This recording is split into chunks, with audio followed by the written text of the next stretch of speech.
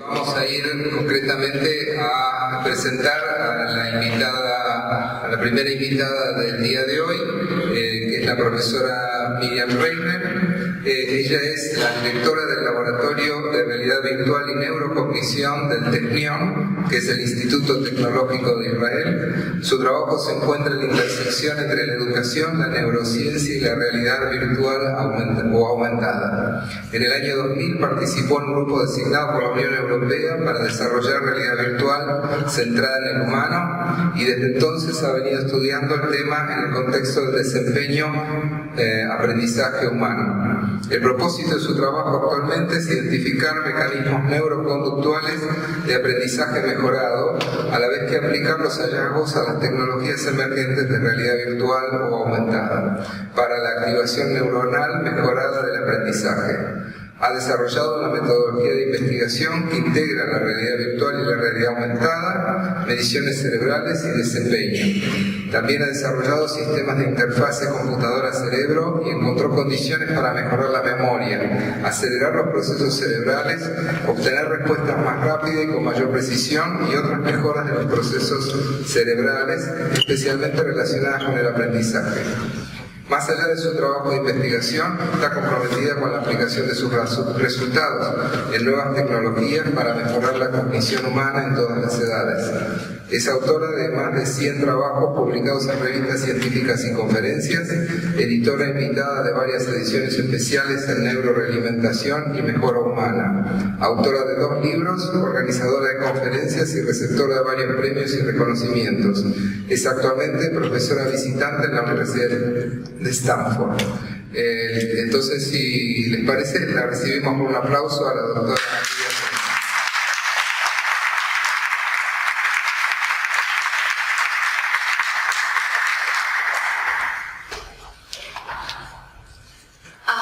Thank you for coming, and thank you, Professor Buckerman, for inviting me.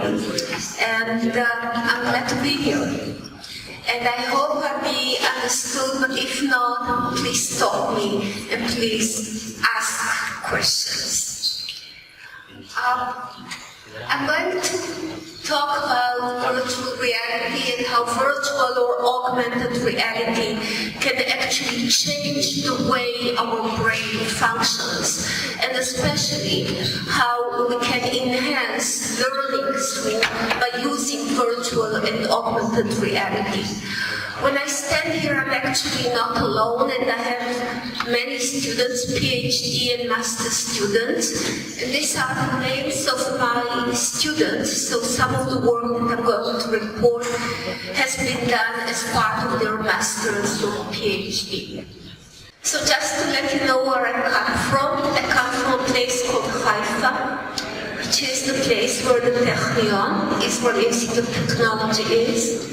And these are some images. This is the Technion at night. This is something the students built. This is the Technion when it was first built around a little bit more than 100 years ago. And this is the Baha'i Gardens in Haifa. So if you come to Haifa, these are things that you should see. In my lab, what I'm trying to do is to correlate 3 factors. The first is I put people inside a virtual world. I ask them to do things, to do tasks in the virtual world. While they do the task in the virtual world, I connect them to EEG, which are small electrodes that we put on the scalp in order to measure the changes in the brain functionalities, in the brain activations. And then I look at what has been learned or not. And I correlate the 3 things, the kind of virtual reality, the cues in the virtual world, the learning and the brain activation, so that these 3 things together will give me information about what is it that I need to activate in order to bring people to optimal learning. So what we want to do is to identify the brain correlates, the brain activations that are correlated with best learning. And this is what we do in the lab, and this is what my students do. These are the papers that we write. This is our mission. So among the things that we do is we have this kind of virtual worlds, and people are doing different tasks in this virtual world, like cutting, suturing, and so on. And while they do that, we look at the brain activity and find at what position they do best in order to know what to activate. We create virtual humans. This is one of my students when she was at home, and then we projected her, we created a double of her, and we brought her double in 3 dimensions to the lab. We did some functional MRI studies, and the results that show how we think when we process visual information, and when we try to decide how to solve a particular problem, what is activated again in order to correlate between brain activity and problem solving, and additional studies that we did. So this is what we do in general. What am I going to talk about? I'll talk about what is virtual or augmented reality, and it will be only a short introduction, because about virtual and augmented reality, we can build a whole course for a whole year and we would be able to finish that. There are things change as we speak, so this will be really just the tip of the iceberg. I'll raise question. Under what condition virtual and augmented reality can be used in order to enhance human reasoning, human thought, and especially human learning in educational setups? How can we improve education by using this kind of new machinery, which is virtual reality or augmented? And then at the end, I'll give a few examples of what can be done. I'm not sure how much I'll be able to talk about the examples, but I'll describe whatever we have, depending on the time. So I'll describe the examples so just that you get an idea. The first example we'll ask, is really virtual world, does it have any value? Is it really better than just flat screens? Why do we have to build virtual worlds and not just show the same on a flat screen like a TV or like the screens that you use with your computers? So I show a study that looks at the brain when you look at computers, flat screens, TV, and when you look at virtual reality. And I'll show you some surprising results. And then I'll talk about memory. Can I use virtual reality in order to enhance your memory? To make you memorize better? Again, I bring examples, I'll show how I do that, and you decide what it's worth. And then I'll try to talk about the effects of doing errors. It turns out that when we do an error, there is a particular signal that comes up in the brain. And this signal comes up before you do the error. And the question is, can we use that in order to improve our functionalities, our skills? And then I'll ask what are the implications for education, for research, and so on. So what is virtual reality?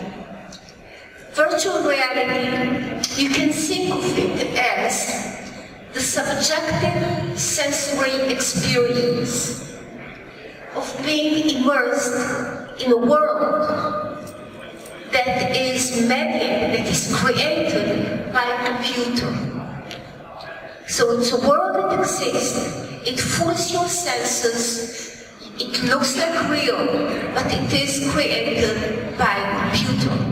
It's created by a computer intelligent system or by a person who writes a program that will create this kind of world, but it fools our sensory system.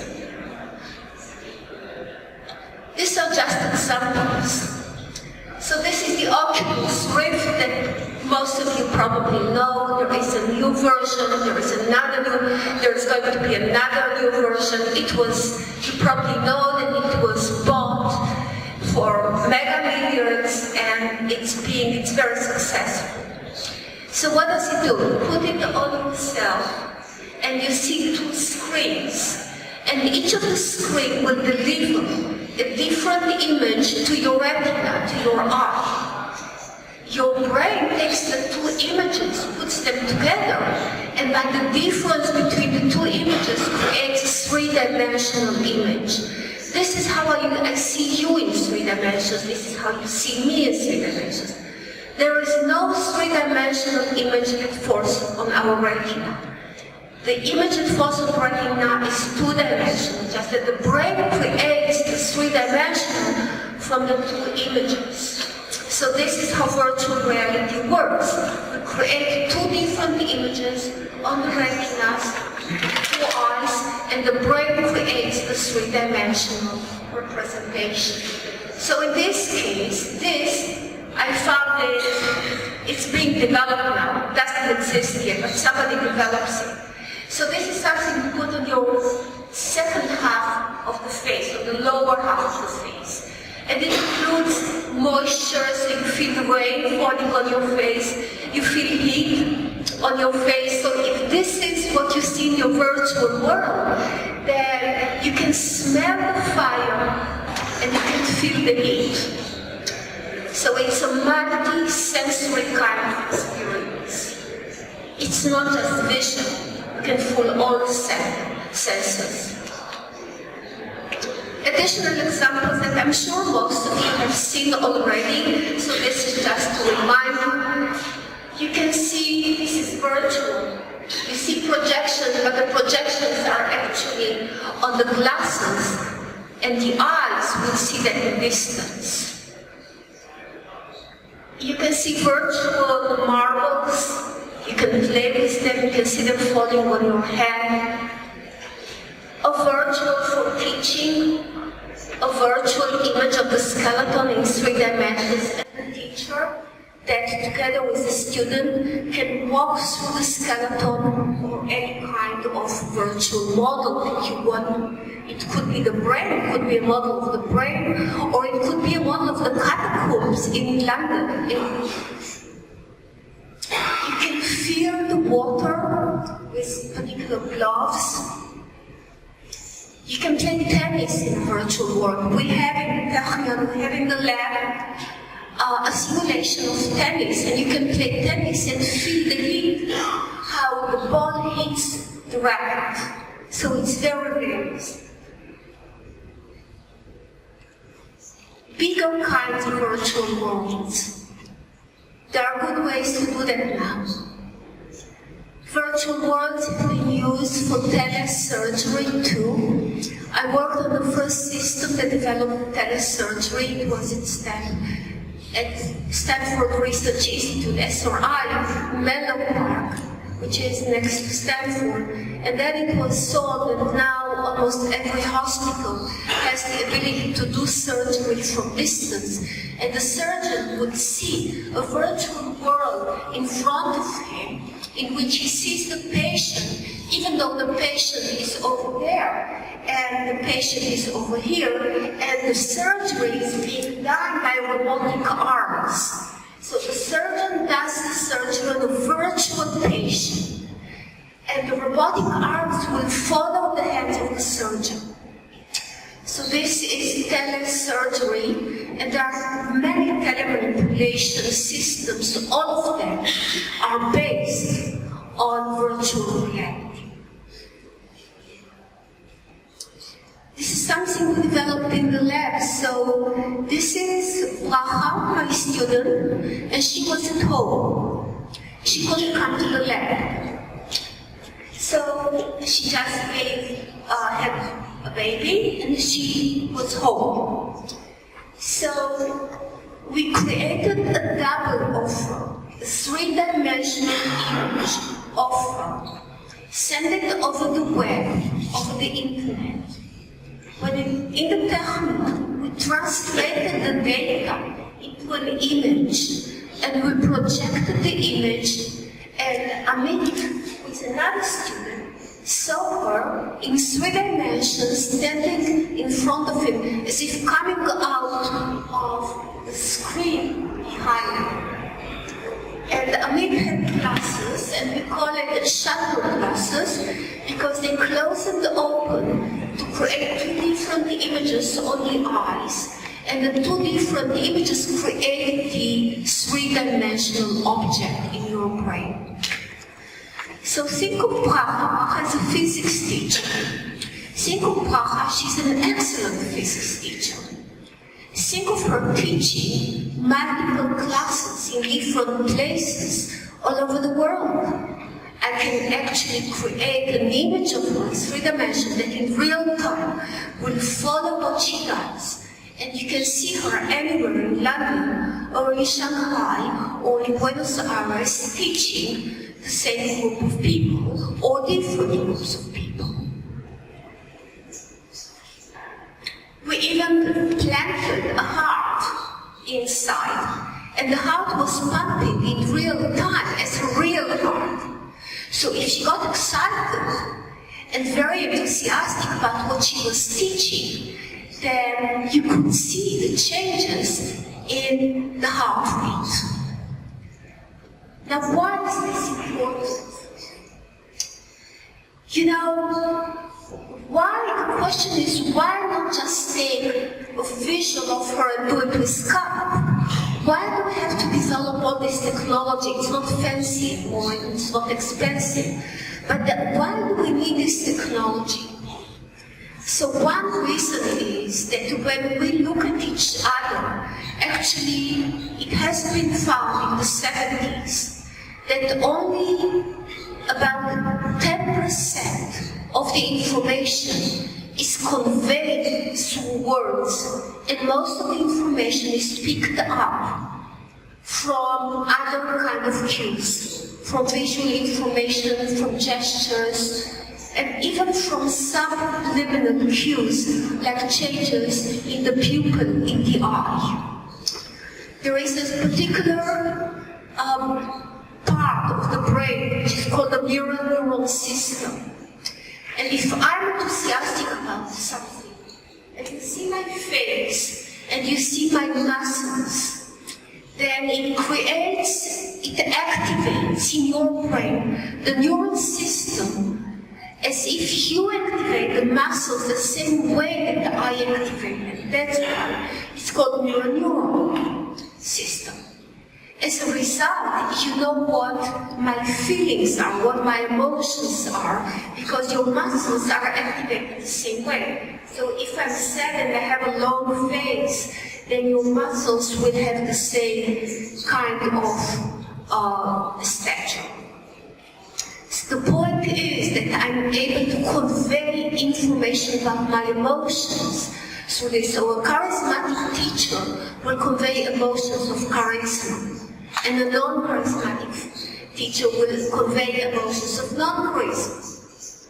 And this is the difference between a good, very good teacher and a less good teacher. So that's why face-to-face is important. Face-to-face is much more effective than just images or just PDFs. And video is not good enough because we cannot copy video very good. So these are examples and more examples. And there is a particular examples that I'm not going to talk about right now, in which you can create the illusion of being inside a virtual world. So we have the illusion that our head is actually part of the virtual world. So I'm not going to talk about it, but you can look for it. It's called the rubber head illusion. And if you haven't seen that, look it up on the web. And it's very interesting because it creates the illusion of being part of the virtual world and not outside the virtual world. So, virtual reality is whatever we have in the brain. I hope by now you got this message. It is the brain that creates virtual reality. But my friends tell me that actually the brain creates reality too, not only the virtual. So what's the difference between reality and virtual? It's a good question. I don't know what's the answer. So I'm going to claim now that if we know what mechanisms are involved in specific cognitive functions, and we know how to simulate these mechanisms, then we can implant sensory stimuli into a virtual world that will activate the relevant brain areas, and this way to enhance learning.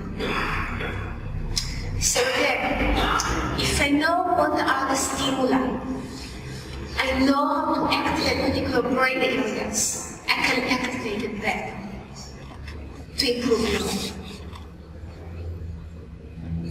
And if you go backwards to Piaget, basically Piaget said that every learning is based on skills that are perceived through interaction with the world. So I'm going to ask you to tell me 5 minutes before you wanted to finish it, as I talk too much. Okay. So the question now is, can we use virtual reality to create those particular cues to activate the brain areas that will improve our ability to learn? And I'll bring 2 examples. So the first example asks a question that I already mentioned in the beginning. Is really virtual reality better than just looking at a flat screen? Why do we need virtual reality? So one of my students who used to be a pilot, and he came from training pilots with simulators, wanted to find out, is really a simulator, it was a 2-dimensional simulator, not 3-dimensional. So wanted to find out whether 2-dimensional are as good as 3-dimensional. And his idea was that 2-dimensional is actually better than 3-dimensional. And why would he think so? Because 2-dimensional, you do not have to process depths. The brain has less to process, because you do not process the depths. In 3-dimensional, you have to process depths too. And I thought that he's going to be surprised, because with 3-dimensional, there is something that the brain gains. And I'll show you later. So this is the study. We taught origami, paper folding, easy and difficult, with 2-dimensional and 3-dimensional. Flat screen, flat image screen, or a virtual world.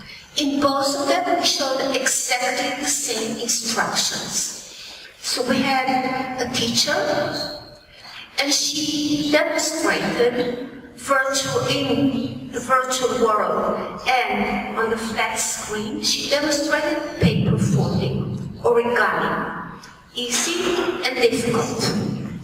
And the student had to watch, and afterwards to do the folding. So we compared the mental load, the load of processing of the brain with EEG, electrodes that we put on the brain, of 2-dimensional versus 3-dimensional. And I'm not going to talk about the study itself, but if somebody is interested, I can send you the papers. But here are the results. This is for 3 dimensions. The average mental load, the average effort that the brain had to put into learning was 0.8. For 3 dimensions, for virtual reality 3 dimensions. For flat 2-dimension screens, huge screen, exactly the same. The brain had to put effort of 1.1 units. which was about 30% more than in 3 dimensions. That what it shows is that the brain has to put much more effort in processing 2 dimensions, which is not surprising actually, because we evolved as 3-dimensional creatures. We got to look at 2-dimensional dynamic movies or dynamic worlds on 2 dimensions only in the last 50 years. Maybe a little bit more, but not much more. And the brain didn't change yet. So we are better with 3 dimensions. Our brain uses 3 dimensions, is used to 3 dimensions, and it's easier for us to process 3 dimensions. So virtual reality has a value. And by the way, when I say virtual reality and augmented reality, they are the same for me.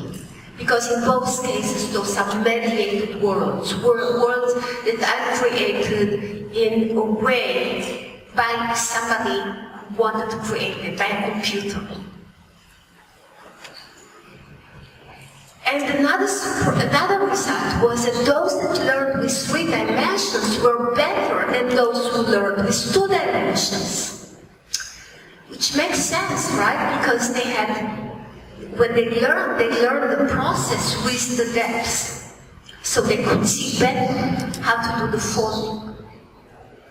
But it's not only with forming. We found it later on with other skills too, with other tasks too. So in general, we perform better when we learn in 3 dimensions compared to 2 dimensions. I think when you apply it for learning in physics, learning in biology, and you have to learn how the heart works. So with 3-dimensional heart, we learn much better.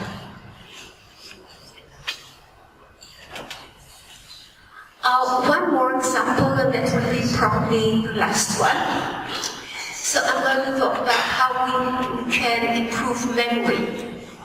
And I'm going to talk about memory consolidation. So you know, memory, if you learn something in the morning and play piano, suppose you learn a new piece of Chopin in the morning, and then you learn until you can't learn it. You know it by heart. 2 hours, the same sequence. And after 2 hours, you stop. And now I test you. Immediately after you finish, in the evening, and after 24 hours in the morning after sleep. And you probably know that your best performance is after 24 hours. And the reason is because you sleep in the middle. And during the sleep, there is a process of memory consolidation. And that's why, because the memory, the pattern of sequence of motion is consolidated, this is when you perform best. My question was, can I use virtual reality in order to create this memory consolidation not during the night? Now, naturally, it does not appear during the day. It appears only when you sleep. It appears when a particular kind of brainwave, which is called theta, is enhanced. So my question was, can I enhance theta during the day in a virtual world and improve your memory? And that's what I did. I'm not... so I use something which is called the brain-computer interface in order to teach people how to modulate, how to control their brainwaves. So with feedback from the virtual world, I taught people how to enhance the theta brainwaves. So you see these people here in the virtual world. This is what the participants in the experiment saw. So when they increase the level of theta, you can see the people walking faster. Decrease the people who are walking slower. That's because I took the measures from the brain and used them in order to create the feedback from the virtual world. Everybody learned how to control their brain waves. Even my mother, who is close to 80, she was able in 3 minutes to learn how to control the brain waves. So it's learnable. We can control the brain waves if we have the right feedback that tells us where we are.